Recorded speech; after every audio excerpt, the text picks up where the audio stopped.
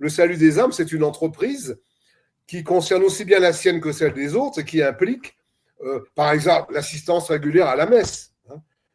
Quand la très sainte Vierge à la Salette parle de la sanctification des dimanches, eh bien, elle dit une vérité qui, à l'époque, est admise par tout le monde et qui, aujourd'hui, ne l'est plus trop quand on voit à quel point les églises sont désertées.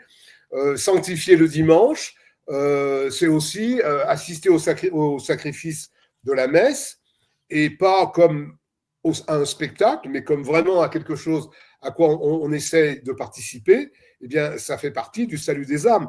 Et Santa Gemma a visité toutes les églises de Lucca. D'ailleurs, il y a dans les litanies qui ont été faites pour elle, les litanies de Santa Gemma, on l'appelle la visiteuse des églises. Elle se rendait dans les églises avec beaucoup de constance dès son enfance. C'est quelque chose qu'elle tient de sa mère.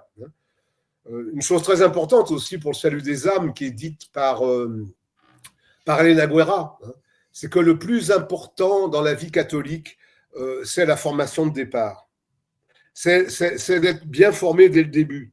Et c'est pour ça que le diable, à travers la franc-maçonnerie, s'est attaqué aux écoles catholiques, aux congrégations religieuses qui dispensaient un enseignement catholique. Si vous voulez emmener un être humain dans la perte de son âme, eh bien, enseignez-lui l'erreur. C'est ce que font, c'est vraiment terrible.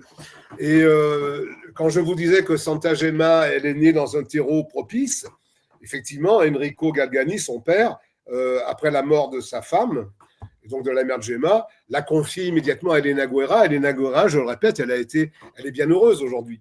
Et c'est quelqu'un qui lui a vraiment appris à elle et à toutes les petites filles qui lui étaient confiées ce catholicisme, je dirais,